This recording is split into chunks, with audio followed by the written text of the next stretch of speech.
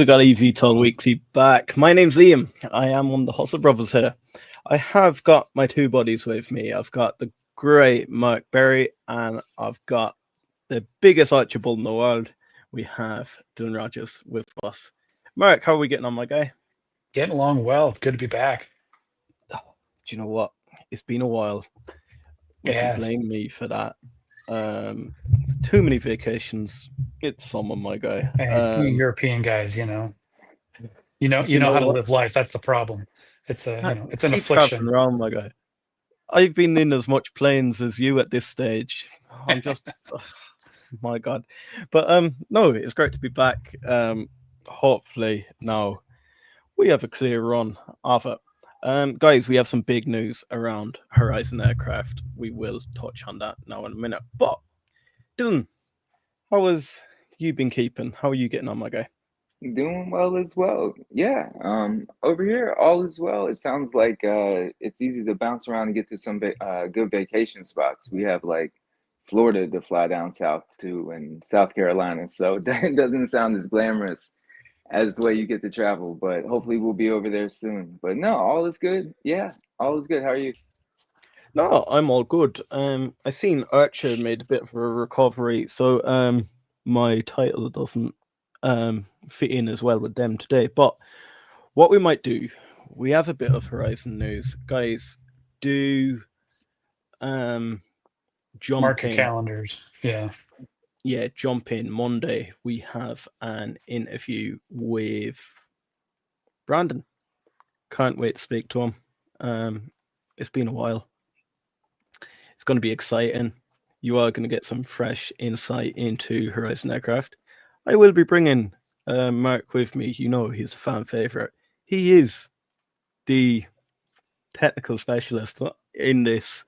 You know, Mark. Mark is a private pilot. He works in the aviation industry. And guys, do jump into the comments. And if you have any questions around the eVTOLs, do ask Mark there. But what I'm going to do, I'm going to jump straight in and we're going to have a look at the figures and then we're going to sort of dissect to see what's been going on, why we believe the VTOL industry has pulled back a little bit over the last 2 weeks, 3 weeks or so. We had Joby's hit in all-time highs, 2 weeks ago? But no, it's been a while since I've streamed, so it is going to take me 1 second to... There we go. So, Archer, over today, we did finish 1.63% up. Post-market, we're going up 0.32, but looking over the 5 days, it is back 6.11% over the month. That is down 20%. But then, over the 6 months, it's quite flat, 2.74%, and then over the last year, we still are up 145.55. Looking at Joby, it was down 1.83%. Bit flat after hours. Over the past 5 days, it's minus 16.81. Over the past month, that's minus 14.19. But then over the past 6 months, it is 107. And then over the past year, again, 175. Looking across the verticals sort of bouncing around ever since they done that cash rise. Up 1% over the past 5 days, down 11. Down 31 over the last month, and so on.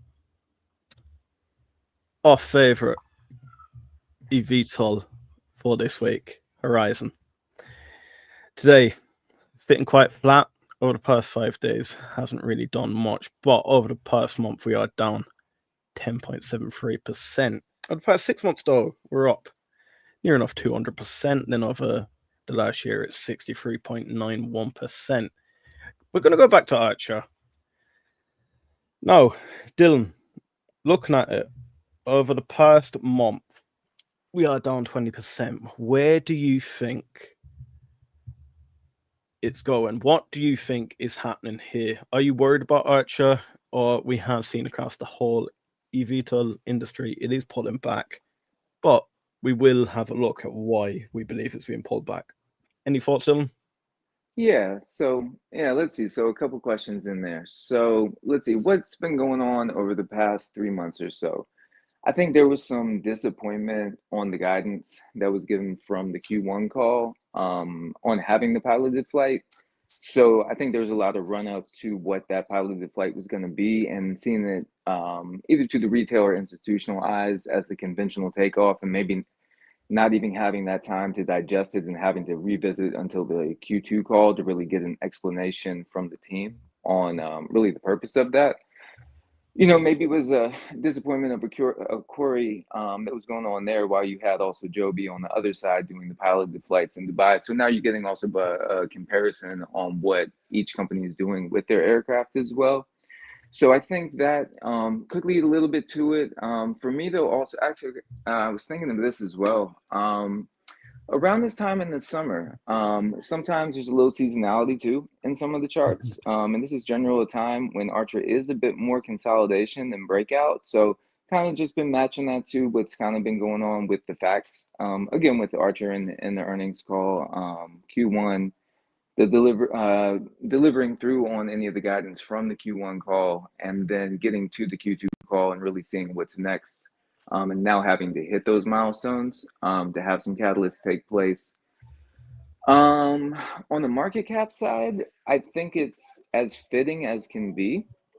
Again, I say with them $2 billion in cash, about a $6 billion order book. You can't liquidate the order book, unfortunately, but whatever somebody would fair value something as, for me, it hasn't exceeded its market cap in my eyes, at least at the moment. So with that, I'm comfortable at.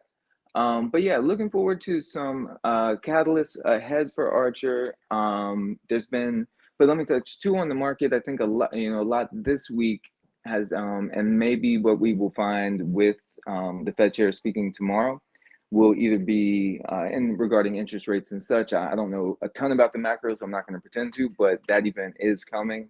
The market is seeming a little bit uncertain with what's going to happen at the Jackson Hole on Friday.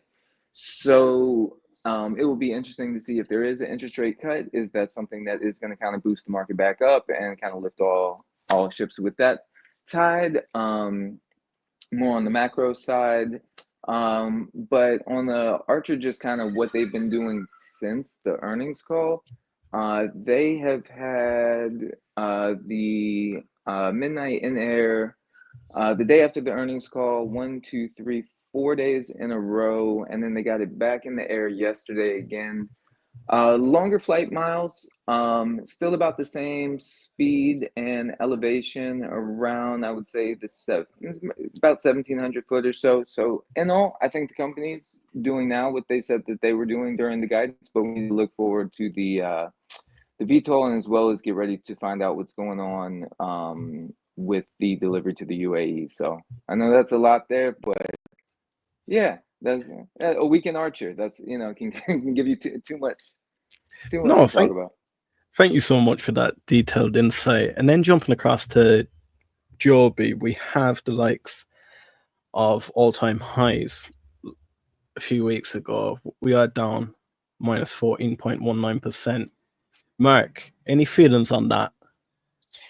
Yeah, all feelings and experiences after Joby announced their airport-to-airport sortie that they did early last week. I thought it was going to jump back up to highs, so I took a pretty good position right at the top when it was 1850, and then I was like, so then I think it was Monday I exited out of it and just took the loss, but it's continuing to come back down. I think it's just market conditions at this point. You look at how quickly the stock has risen up, and I think that that's probably been a bit of FOMO of just new people learning about this, or new investors learning about the industry. I think any pullback at this point is a gift to an investor if you're sitting out. Even though I'm sitting on a bit of a loss at this point because of my trade that I made, I'm not worried at all. If it pulls back more, it's only going to give me more just incentive to buy in.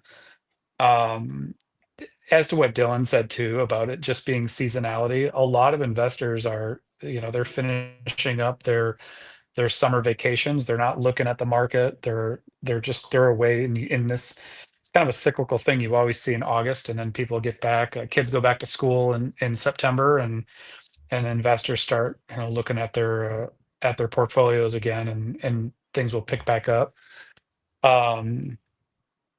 But in terms of delivering on promises and making progress, I'm seeing an increase, a greater increase in the rate of information Joby is now kicking out compared to what you just saw 3 months ago.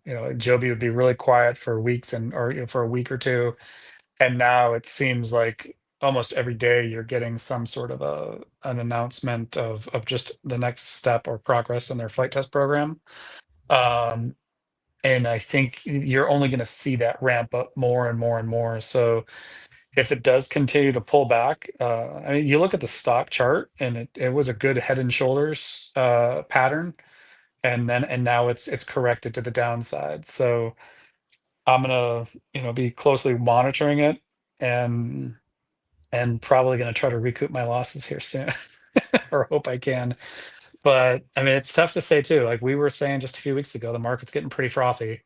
You look at the run up that it has done.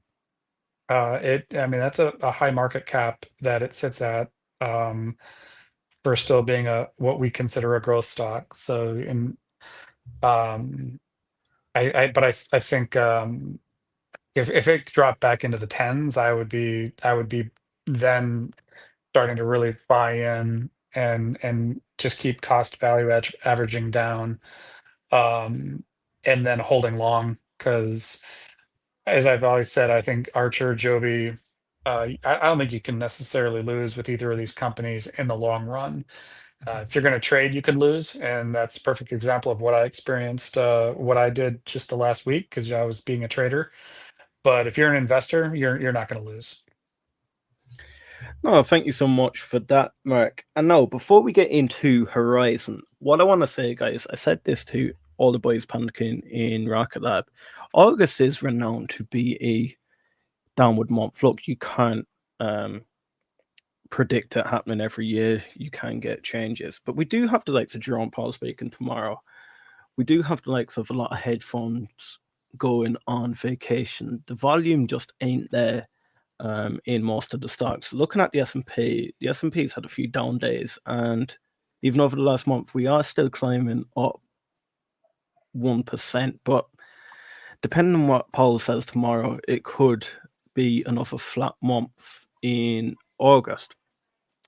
Now, jumping across, I have seen the comments have been flying in about Horizon. Guys, we will be interviewing Brandon on Monday.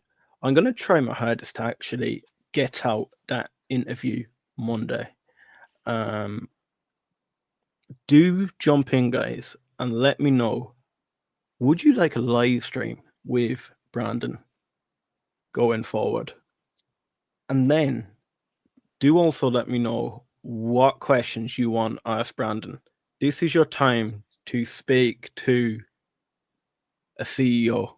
Get your questions answered. Don't hold back.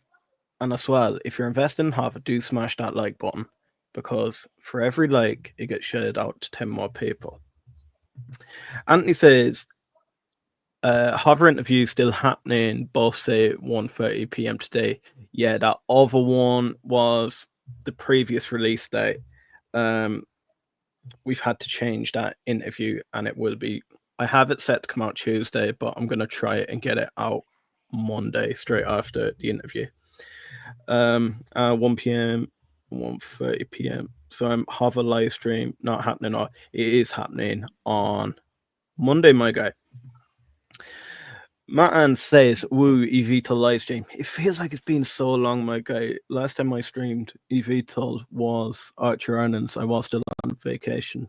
But no, it's great to be back. First CNC, all eyes on J-Power tomorrow. Do you know what? It just feels like we're always waiting for it, doesn't it? But jumping across. Let Yeah. me ask you this question, Liam. So, being outside of the U.S., how does it feel like, just rhetorically, hypothetically, whatever, just in general, like being in the U.S. stock market and so dependent on like a rate cut coming in the U.S.? How does it feel about the US rate cut coming in? Not so much about, but just in the sense of, I don't know if I can frame the What's question the in a sentiment? yeah, just like I don't know. Just does it feel any certain way as kind of like the U.S. stock market is then dependent on kind of how the U.S. The U.S. equity would trade in there? I don't know. Do you know Like, I what mean, I it guess is? I say this to Reese all the time. It feels like you guys in the US are a lot more educated when it comes financially, when it comes towards the stock market, anything like that. We hear nothing. I mean nothing, even in mainstream news about the likes of US rate cuts, anything to do with the US stock market. Look, the last time I've seen any sort of news in Europe around the stock market was that big um, collapse at the start of this year due to DeepSeek coming out. oh wow, Um, Apart from that, it is very, very quiet. Like over the past week, the biggest thing that's starting to happen, we had a US UK trade deal that went through. That's at 15%. Now it was confirmed today that's not affecting the semiconductor industry and it's not affecting the agricultural industry. But apart from that, it is a 15%. But look, when it comes to the likes of Jerome Powell, he is very, very silent over here. It doesn't okay. affect us as much as it would But the it's likes interesting of. perspective, like you say, where the last big catalyst news would be the deep sea. So that it's interesting. Yeah, that's an interesting perspective to hear. Yeah. Honestly, when it comes to stock market financials, anything like that, I just feel like I don't want to be. I don't want to taint everyone with the same brush, but I Yeah. think there's a reason why you don't get a lot of um, content coming out from the likes of the EU because I just don't feel like people are as concerned about it. I don't know why you US guys just seem to know your stuff. No, thanks, man. It's a good perspective. Yeah. Kadeen says, are they going to talk about HOVR or are they just ghosting our community? I don't know what you mean by that. Yeah, we will bring HOVR up on the screen here, my guy. So what I want to do, I had a quick chat with the boys before the stream. I want to sort of have a deep dive into HOVR. Let's get all on the same page before we speak to Brandon. Then let's also bang some questions together. Let's, as a community, work out what we want to hear from Brandon. But we know the likes of the Cavorite X7. Anyone that hasn't heard much about Horizon, that is their aircraft. It carries, if I remember, 6 passengers and a pilot. Flies around 450 kilometers an hour with a max range of 800 kilometers in it. Oh, look, passengers there, 6 and the pilot. And then this is one of Mark's favorite parts of Horizon. They have a pendant wing design which enables safe, more durable performance in the most forbidden conditions. Do you want to speak a little bit about the design of the aircraft, Mark? Yeah, as I've stated before, the best part about, or one of the best parts about Hover's design is that it is a fully the systems are separated. So the hover capability is electric, and is purely electric with the lift fans. But then when they convert to wingborne flight, they'll be doing that on their new model under, from what I understand, will be a turboprop PT6. And having those segregated power systems offers a significant amount of or it adds a lot more factors of safety. Where if you just have a purely electrical system and they're all linked up, and you have failures, um, you can run into issues of what's known in the aerospace industry as single point of failure, and you want to always eliminate your single points of failure. So, I mean, similarly to what Joby and Archer can do, if they had a failure in their hover system, they could still, under wing-borne flight, go and land at an airport. Clearly, both of them have demonstrated, especially Archer's been demonstrating their CTOL capability, which is just taking off and landing. But you want to, but specifically with hover and their design that they have, not only is it a very clean aerodynamic design once it gets into wing-borne flight, which is going to only increase their efficiencies and their distances that they can fly. It also, them from the very start coming out and saying, we are going to develop a HEVTOL, a hybrid electric VTOL, compared to, oh, we're going to be an eVTOL, and then you're seeing, but we're already seeing these aircraft, both Joby and Archer, when they start getting into use cases with the military, it's immediately they're transitioning to a hybrid powertrain. So Why is that so beneficial for the military? Why do they always seem to want the hybrids? I think it's just a function of the power density that you're going to get in fuel compared to electric. The technology is not there, and you have that infrastructure. As Brandon said on the previous call, you don't need any infrastructure whatsoever to go and land a hover aircraft anywhere, because you're carrying your infrastructure with you. You're carrying the fuel with you. The airplane, the aircraft can recharge its batteries while it's in flight. So you can go and land somewhere and then take off again. And I would expect that they could be running their generators or running their um, engine, their gas-driven engine or their turbine engine, while the airplane is on the ground. You could probably still be running it and charging your batteries if you were low, just enough to get up off the ground. But the other thing too is when you go with a configuration like hover, is you only need those electric batteries for a short period of time. Like it's only going to be like 30 seconds. So you don't need to carry as many with you compared to Joby and Archer. That's all you have is batteries. So you're carrying all of that weight with you at all times. One of the beauties of when you're flying with a gas engine, is the longer you fly, the more fuel you burn off, and then the less weight you actually weigh.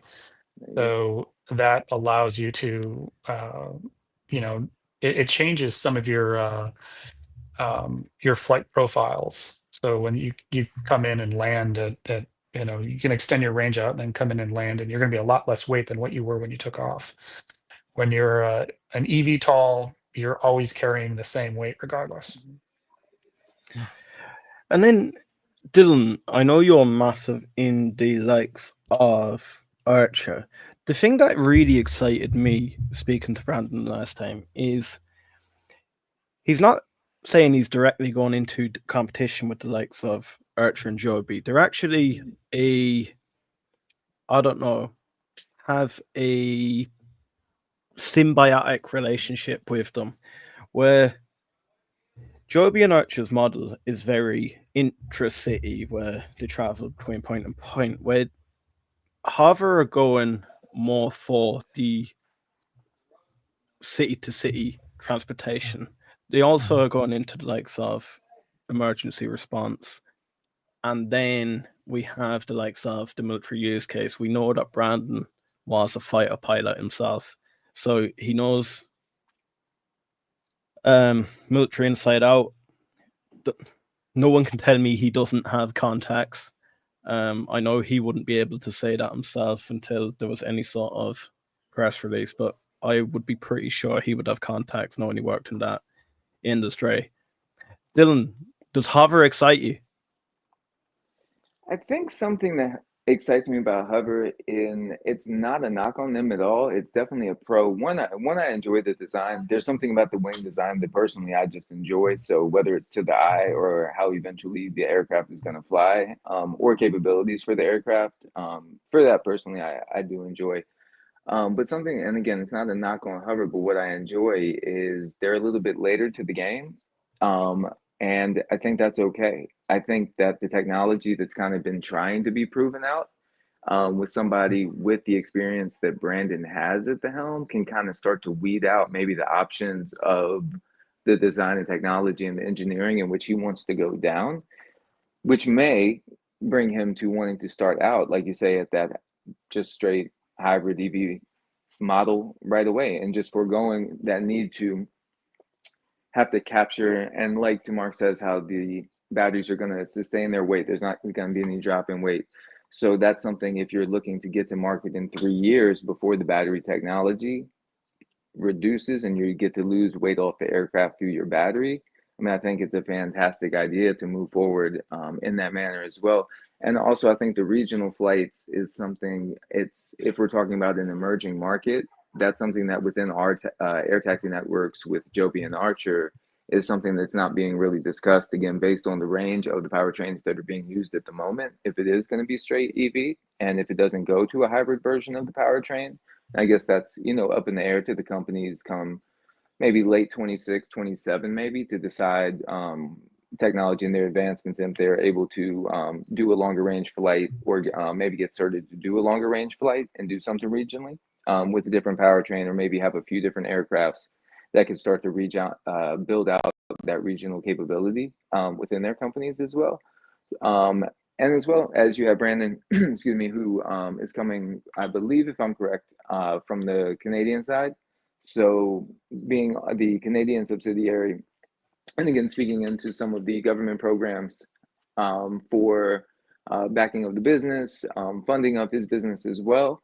I think that there's some nets that can catch him well. I'm sorry, some nets that can catch him as well, that he was speaking about previously. So, yeah, I think it's a fun ride to see more from, day one. This would be, again, going back to, minimally 2021 ACHR, if not about, a little bit earlier in, Tom's career in engineering, and then, taking the ride all the way back to 08, 09, and, seeing what Joe Ben was talking about, and looking to design, and following his ride all the way through. So, yeah, I think there's excuse me, I'm mincing my words, but there's definitely a few things to be excited, over Brandon and, Team Hover. So yeah, a lot of cool things to look forward to with him. Yeah, and Yeah, I think, go ahead. no, you can I, fire away there. one thing to talk about, I think that this space, especially from a design perspective, it's accelerating. Of course, when Jobin started in 2009, if you were surfing, there were no waves out, there were no sets to catch. As Yeah. where when Archer picked up, there were some waves. Well, now this space has so much visibility. I mean, it's the North Shore of Hawaii at this point, and so and with that said, I think Brandon. I just listened to an interview Brandon gave earlier this week. It was a fantastic interview, and one thing I wanted to note is I looked at their website just a few months ago, uh, and they had very, very little job openings. Yeah, you look at their careers site, and there was maybe just 3 or 4 job openings. Now there's 15 or 20. And you look at the jobs that they're looking for, flight test engineers, and they're looking for program managers and directors, which means they're ramping up very quickly. And I think once they got past, they proved that they did their conversion and that their scale model works. Um, in listening to Brandon's interview, he said they're going through thousands of resumes, which means engineers in the aerospace industry are excited about what they're doing. They believe in what they're doing. Again, their design is very pragmatic. It's a design that makes sense, and engineers are practical people. So I think they're going to have, even though Joby and Archer have fantastic talent, I think that Hover is going to be able to really pick from the very best that Canada has to offer, in addition to just what, engineering capabilities there are in North America altogether. So they're picking up a lot of talent. They're picking up a lot of speed really quick. So he I think Brandon said their full scale model is going to be ready in about 18 months. That's going to be a question we're going to ask them is, okay, what's this schedule look like? When can we start, when will we see this aircraft do its first flight, or when are you going to do power on? Um, it's not going to be of course, a conformed aircraft. It's going to be their first test article that they'll do company testing with. But that said, I think they're going to accelerate a lot faster than what Archer has done. You'll see them move pretty quickly. What excites me about this whole interview is last time we spoke to Brandon, it was a lot about NASDAQ compliance and how they intend on getting back within compliance. We heard a little bit about his story. This time, I feel like we're going to go in, we're going to try and find out as much information that is not already out there that he can share with us. We, like, looking across, I believe there's two ways that we can start really ramping it. Either getting a backer, the likes of a Stellantis or Joby, or Joby, Stellantis or Toyota, Toyota. anything along that sort of scale. Look, that's all she wrote. But there's another way, getting the likes of defensive contracts. And looking across at HOVR's website, they have compared the Cavra X7 with the likes of the Airbus Racer, the Sikorsky X2 Defiant, Leonardo AW609, and the Bell Boeing MV22. Looking at even the likes of cost price of these aircrafts, Cavra X7 is coming in at 10 million. So yeah, it's about double the price of a S4 or a Midnight, but these are a lot more, I don't know, long range, more passengers, more functional, more functions. Yeah. However, maybe. Sorry to finish the sentence, but no, just you're a fine. thought. Just a thought. Yeah, if you look at the space, and let's say, in a perfect world, what are the use cases for an eVTOL? And you could probably say, all right, there's within all of the space, both commercial and military, there's 15 different use cases. Well, Joby currently may hit 7 of those, and Archer may hit 7 or 8 or something, right? Hover, it's 14 of them. Question for you, Mark, maybe. Yeah. Just in general, to best of whatever. So let's say, and just because I would know the financials on Archer, that they're selling the Midnight today at a price tag of $5 million. As we move forward, so as we were talking maybe with the 10 million with Horizon, or just estimated figures, does the mass bring the price down, or is the supply and demand something that can raise the price and just, I don't know, in the aircraft business? Yeah, How so does that go? once again, the reason their aircraft is going to be more expensive is because, again, you've got two separate powertrains. A brand new PT6 engine is going to cost, off the line out of Pratt, Canada, is going to probably be about $1 million, right? The prop's going to be probably $100,000. So, I mean, that's before that's just one subset of your power plant.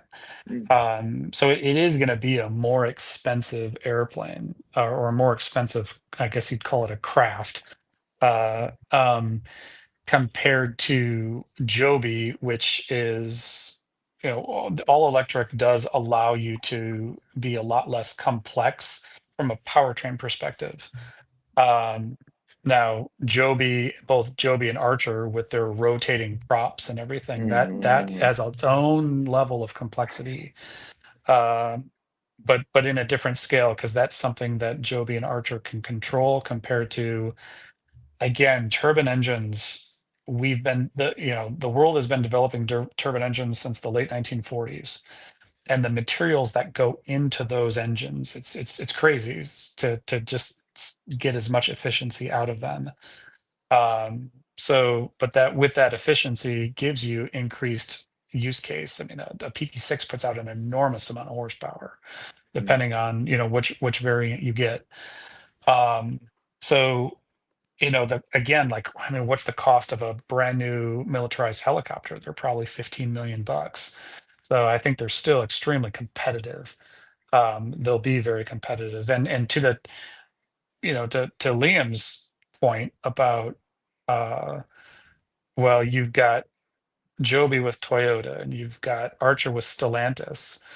Uh, I I mean, Brandon didn't come straight out and say it in the interview that I listened to on a couple days ago, but he was almost, it seemed like he was almost signaling that, yes, if de Havilland or if Bombardier wanted to team with us, we would be more than happy to. And that would be, and that's just on the Canadian side. To the same point, a US company could say, hey, we want to team with you as well, and do manufacturing in the United States, or do something coordinated. And he said we would be open to that as well. He even said they'd be open to licensing their technology, so their whole wing lift system, if someone else had a novel idea. So I think that again, like, it's early stages, but if you could have bought Joby back when it was $1 and know what it would be today, the success story or either of Archer and Joby, Sure. man, I'd loaded up a lot more. Yeah. So so it's a yeah, they've got some really good potential. Then I want to address this comment. Manny says, but will they get American military contracts? This is one thing I really want to bring to Brandon. We have had one of our biggest HOVR bulls recently. I think his name is Anthony. Find out they may have a site in Ohio. Was it? Was it Ohio? Yeah, you got it. Yeah. What was it? No, we want to company find It was out. like it was an old business address, if I'm remembering correctly. Maybe not still registered, but maybe used to be registered. But yeah, I'd have to go back to remember the honest fact. Yes, we need to find out. Is it possible to get American military contracts? I know if they're based in Canada alone, I believe that they won't be able to. Have you any more insight on that, Mark? Yeah, I think you need to be a U.S. entity, but that can be something as simple as just registering in the United States and forming up your a location in the U.S. So I know that Bombardier sells militarized aircraft, and they have a facility in Wichita. They bought the Bombardier bought Learjet, and they use that facility for a lot of their flight testing. But then also, if they do any type of military sales to the U.S., that is all done and is done at that facility then. So, but that would probably be they could easily do that, though. They could form a corporation in the United States, very similar to what Rocket Lab has done, and then just have a U.S. office, and everything is done out of the U.S. office. And then C. Jernigan had a good point there that we do need to highlight for anyone that has just heard about Horizon. HOVR can fly through icy weather with the blades protected in flight. And guys, you're going to think, look, when you were the average everyday retail investor like myself and Reese were, this is not something that really concerned us until we spoke to the likes of Brandon, until we spoke to the likes of Mark. Mark, do you want to talk a little bit about flying through non-icing? Yeah, so you want to have the aircraft would have to be, if it's going to fly commercially, it would have to have FICI certification. FICI is short for flight into known icing. And then what you would most likely have is all of your leading edges would either be heated or they would have boots on them that have air blown into them that expand, that break the ice off. Your propeller would either have to have alcohol slung out onto it, or that also has boots or is heated.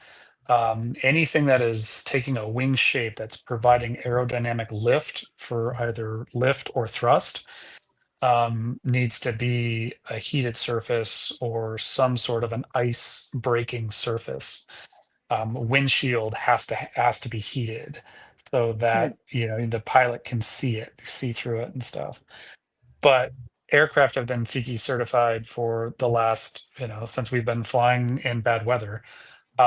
It's not it's just a design aspect it's just a system that you design into the overall package, and you certify it, and off you go. If they do have that capability, that does put them above the rest with any other eVTOL company out there for militarization as well. I mean, the U.S. and the world militaries operate in really cold conditions. I mean, we were in Afghanistan for 20 years, and the United States was operating helicopters at really high mountainous terrain and whatnot. And I don't know if they had limitations. I don't know if like a Black Hawk has limitations and ice or not, because I'm not certain if it has ice protection capabilities. But if they can design that into their overall package, it's just going to be, once again, that's going to be number 12 of the use case. It's going to be like, yes, we have that capability. So then we're getting a few of the Joby and Archer Bulls coming into the comments. Another thing I want to discuss about Horizon, looking at the load capacity, when we compare it to the likes of Midnight or the S4, they can carry around 450 kilos. The Cavorite X7 can carry 680 kilos, but it can't only carry 25% more of a payload. It can also travel a lot further. Like, looking at the range wise, it's 800 kilometers compared to Archer and Joby. We're sort of looking around 250 kilometers. But look, again, we're talking about different use cases. As Mark said, Cavorite X7 can be used in all different scenarios. If they want it to travel intercity, it can. Where if you compare that to the likes of the S4 or the Midnight, unless you're using the likes of your hybrid models, you won't be able to do that city to over in the likes of Ireland. You could do city to city travel, no problem, because you'd be able to fly the length of the country in one of them. But talking about the likes of the US, an 800-kilometer range is a lot more sufficient. Then Mixie Phil says Joby's first mover advantage is a moot point. No mass production for at least a couple of years. HOVR needs to address this in the design phase now. I think Joby's first mover advantage is still a pretty significant point for Joby. I don't want to get pulled into this comparing the likes of HOVR to Joby and Archer too much. We're talking about it's like comparing, I don't know, Toyota to Tesla sort of thing, where they're just doing two different things. It is quite similar, but at the same time, they're doing two different things. So I don't want to tear one down to bring one up either. Mm-hmm. Then we have, I can see K. Dean, you are a massive Horizon Bull. I don't want to read out all them comments just because I feel like we've covered most of it. But there was a good one I found. I'll get back to it there. VSCNC says range and the logistic systems around fuel. Kadeen does say it has more weight. What happens when batteries catch fire? Mark kind of said that. He said that's kind of just a big boom. Well, when your batteries catch fire, they have to be designed in a containment system. So pretty much the battery can completely burn off, but it's contained, and you can get down and safely land on the ground. Those are design features that are being currently designed into the Joby, currently being designed into the Archer aircraft. Any of these aircraft that are going to have these lithium-ion batteries have containment, so that if one of them burns off, the fire's contained and vented out. I mean, you're pretty much going to have a stove. Think of the batteries inside of a. Have we lost Mark there? I was gonna say too, it's actually cool, if you see inside the factories the kind of redundancy checkovers that they have in the battery cells. So again, I would hope nothing ever went wrong with a battery cell, but it's just cool to kind of see the redundancy test, the lasers, everything kind of checking before they they do hit that cell box. So but Mark, yeah, go for it if you want to jump back in. Yeah, sorry about that. My phone rang. I mean, imagine these batteries are basically like you got your stove, you got these old stoves that are sitting inside of a living room. Like that's how these batteries are. These batteries can basically cook, and if they caught fire, they would just cook inside of its containment. And obviously, you're going to go down and land. You're not going to, you're not going to hand your passengers marshmallows and make s'mores. Yeah. It's an event you don't want to have, but it's also a manageable failure to where it's not going to be it's not going to be catastrophic. Then going across, Michael Anthony says, what does the company trade under? So it's HOVR, my friend. And then jumping down, Mixie Phil says there's an American address. Many says midnight flew over 50 minutes this week. Very good news. It did. And what we might do after all these interviews and that, we will deep dive into the likes of Archer and Joby. I just don't want to take away from these HOVR guys at the moment because I know they're quite excited about the interview with Brandon. RIP Uruguay says, in my opinion, Archer is a buy. 2028 would be big. I'll be adding to the Olympics after I reach my goal in HOVR. Nice. Good idea, my guy. Many says 800 kilometers you want to fly a commercial jet. Kadeen says HOVR is a long term for serious investors. Taking people to airport isn't going to cut checks. HOVR is focused on the end game. No fluff, no smoke. Look, I think there's a world where you can have a symbiotic relationship. I don't think Horizon is the only eVTOL that is going to succeed. I would like to see them all succeed, but look, I can see a world where Archer, Joby, Horizon all get to eat at the table. To that, Liam, too, maybe it's a thing for HOVR where, and again, I don't know, in Canada, maybe the logistics on the city to city, or Toronto, I don't know, the bigger airports or national hubs and, that, but it seems like, with the company, maybe the focus was like, we're going to go regional, and that's where we're going to take that focus in our designs first. And then for, anybody on the Archer Joby side, maybe patient and a little excited maybe what designs can still come out from the companies as the companies continue to emerge within their own industries and maybe even have a second version of the aircraft come out with longer range. So I think it's cool. It's like HOVR's like, no, we kind of have our mission and that's what we're going for, longer range flights, which is cool. Yeah. I think in a couple of years you're going to see you'll have a single engine turbine jet, not a propeller driven, and thrust reversers, or you'll be able to direct the thrust and this airplane, and it won't even be a prop spinning in the back. It'll be a jet engine blowing thrust out the back. So that'll be the next thing. Your own private, like, vertical takeoff jet. That'll be That's cool. beautiful. That's awesome. Do you know what? When personal eVTOLs come about, I am gonna do a whip round. We're gonna get Mark a eVTOL just so he can fly us around, check it out, see what's happening. Then Phil says, I wasn't aware until yesterday the S4 runs on 3 banks of batteries. The fourth is a backup. I wasn't aware of that. I'm not even fully aware.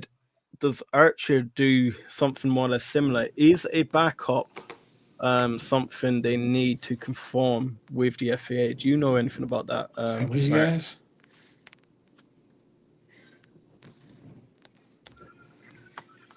Me, no clue. No.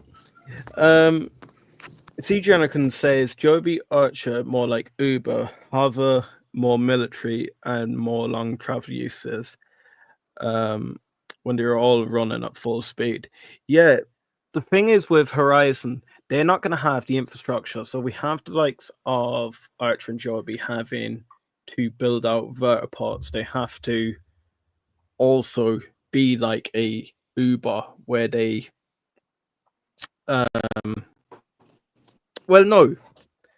Joby and Archer are a little bit different in that way, where Joby plan on running the actual service themselves with the Uber Elevate or Elevate OS.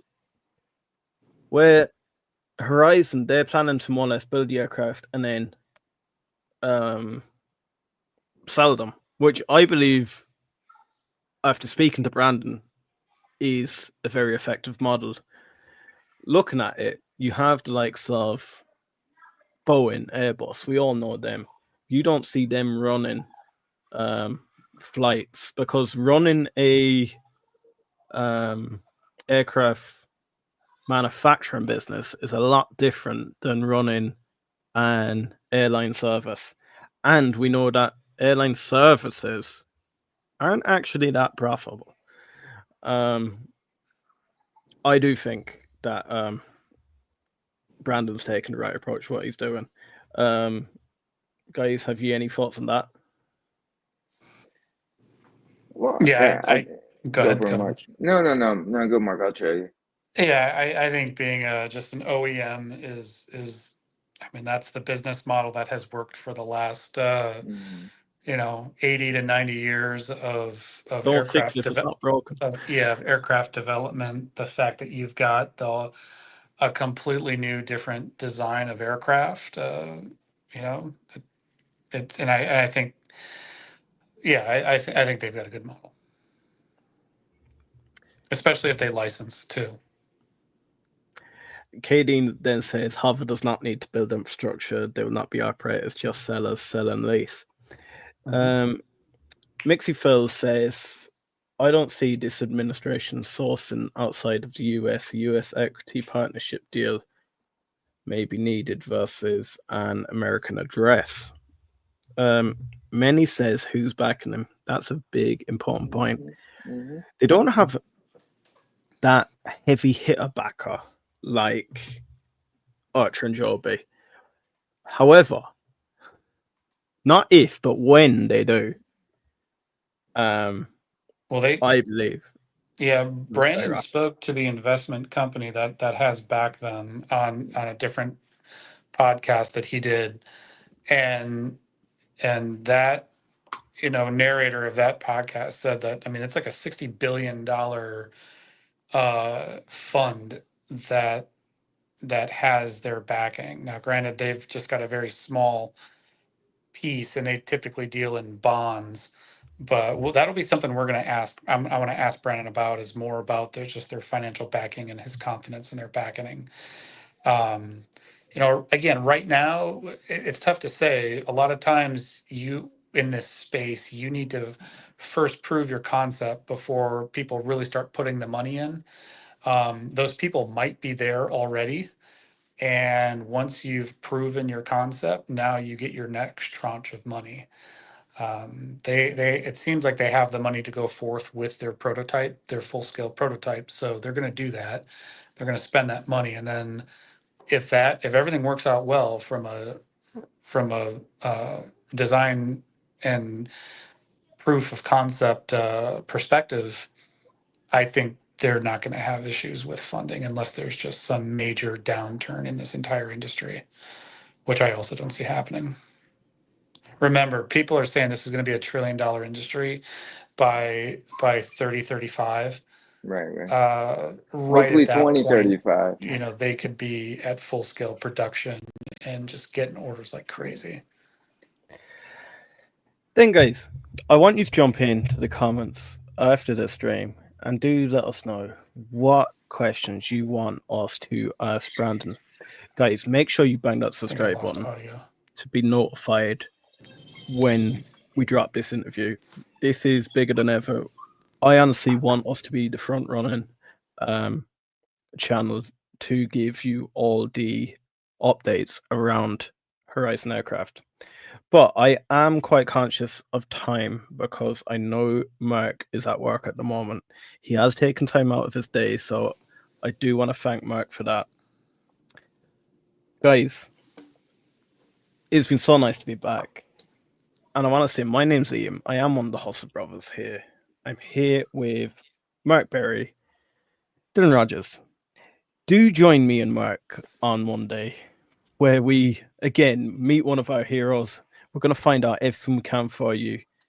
We're going to push the boat out a little bit further this time, and we're going to try and find out some really excited information about Horizon. Are we going to run one Sunday? Are we going to? Let's do a short one Sunday so we can give people the opportunity to ask more questions That would be about nice. Good call, Mark. what they want to hear, and then of course we can just chat more about the industry as well. I mean, there's a lot going on right now, so I think that the more content we can put out, the better, and the more we can just be a community and all chat. So definitely everyone on the chat or everyone on this live stream, get more people involved. Let's get more subscriptions, more likes, and let's and ask as many questions as possible so we can really do some rapid fire at Brandon on Monday. And that's the thing, if you're investing in HOVR, you want it shared out to more people. Every like shares us out to 10 more people. Mm-hmm. You think by you doing it, it's not going to affect it too much. But if you think if all 10 of those people do it, already you're at 1,000. But guys, I'm so excited to get this up on the road. Until Sunday, same time Sunday, guys. Yeah, let's do it. Good. Let's do it.